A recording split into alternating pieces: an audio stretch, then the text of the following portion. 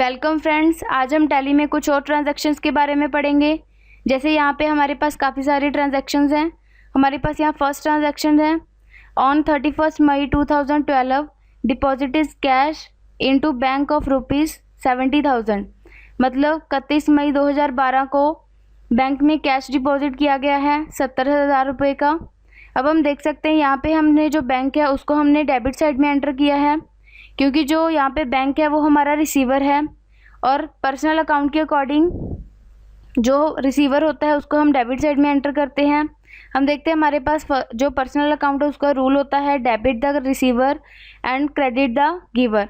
अब जो बैंक है यहाँ पे रिसीवर है, इसको हम इसीलिए हम बैंक को डेबिट साइड में एंटर करते हैं। जब बैंक में हम डिपॉजिट करते हैं तो बैंक अकाउंट इंक्रीज़ होता है, तो इसीलिए हम उसको डेबिट साइड में रखते हैं। इसीलिए जो बैंक है उसने हमने डेबिट साइड में एंटर किया है। अब हम देख सकते हैं जो कैश है उसको हमने क्रेडिट साइड में एंटर किया है, क्योंकि हमने बैंक से कैश विड्रॉ किया है। इसीलिए हम देख सकते हैं यहाँ पे हमने कैश को क्रेडिट साइड में एंटर किया है। इसीलिए हमारे पास जो एंट्री बनी है वो है bank account 70,000 to cash account 70,000।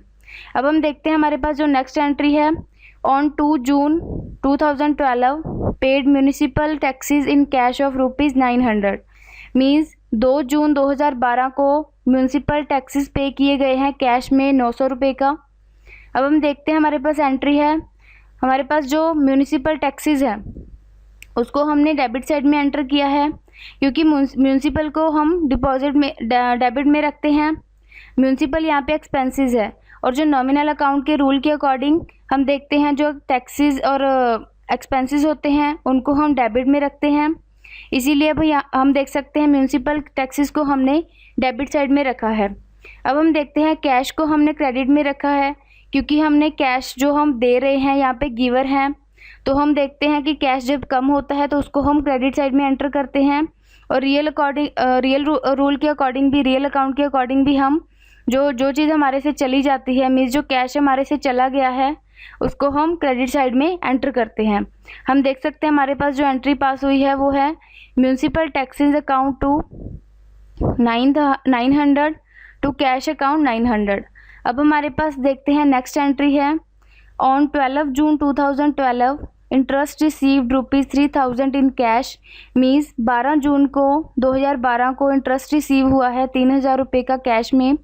अब हमारे पास जो कैश है वो आया है, हमने मतलब रिसीव किया है, तो जो हमारा रियल अकाउंट का रूल है वो हमें बताता है, जो हमारा पर्सनल अकाउंट के रूल के अकॉर्डिंग हम कैश हमारे पास यहाँ पे रिसीव हुआ है, इसलिए हम इसको डेबिट साइड में एंटर करते हैं।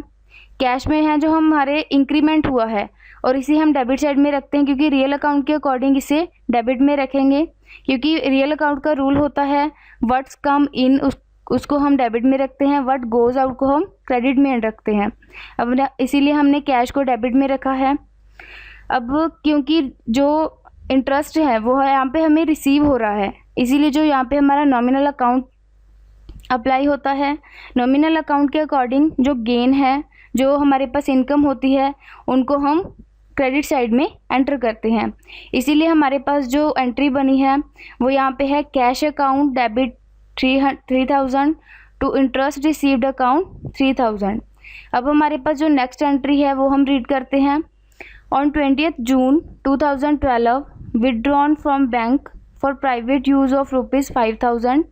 मीन्स 20 जून 2012 को बैंक से पैसा विदड्रॉ निकाला गया है पर्सनल यूज़ के लिए। कितना निकाला है हमने? 5,000 रुपये।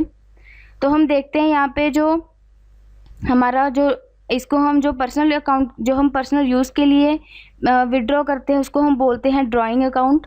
अब हम देख सकते हैं वर्निका अकाउंट को हमने डेबिट साइड में एंटर किया है, क्योंकि यहाँ पे हमारा पर्सनल अकाउंट रूल अप्लाई होता है। जो वर्निका अकाउंट है, ड्राइंग अकाउंट है, वो यहाँ पे रिसीवर है, बैंक से पैसा कम हो रहा है, इसीलिए हम इसको डेबिट साइड में एंटर करते हैं।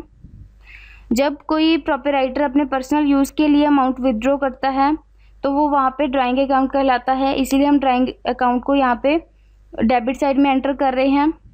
और जो बैंक है, बैंक से जो हमारी अमाउंट है, कैश है, वो कम हो चुका है, इसीलिए जब बैंक बैलेंस कम होता है तो उसको हम क्रेडिट साइड में एंटर करते हैं। इसीलिए यहाँ पे पर्सनल अकाउंट का रूल भी अप्लाई होता है। बैंक है जो यहाँ पे जो गिवर है, पर्सनल अकाउंट हमारा ये बताता है debit the giver and credit the receiver. जो बैंक है जो यहाँ पे गिवर है, तो पर्सनल अकाउंट हमें ये बताता है debit the receiver credit the giver. जो बैंक है यहाँ पे गिवर है, तो इसीलिए हमने बैंक को यहाँ पे क्रेडिट साइड में एंटर किया है। हमारे पास जो इस ट्रांजैक्शन की एंट्री बनी है वो इस तरह से है, वर्निकास drawing account debit 5,000 to bank account 5,000। अब हम लास्ट एंट्री पढ़ते हैं। On 25 June 2012 received ₹1,975 in cash from Pradeep.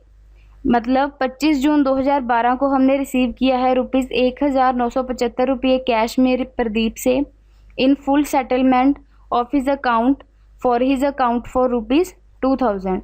Means हमने प्रदीप से जो पेमेंट है वो हमने रिसीव की है। यहाँ पे जो है हम वर्ड देख रहे हैं फुल सेटलमेंट, उसका मतलब है हमने सारी पेमेंट है जो वो हमें मिल चुकी है। यहाँ पे हम देखते हैं हमने जो कैश है उसको हमने डेबिट साइड में एंटर किया है। जो कैश है वो हम रिसीव कर रहे हैं। यहाँ पे हमारा पर्सनल अकाउंट है वो पर्सनल अकाउंट रूल अप्लाई होता है।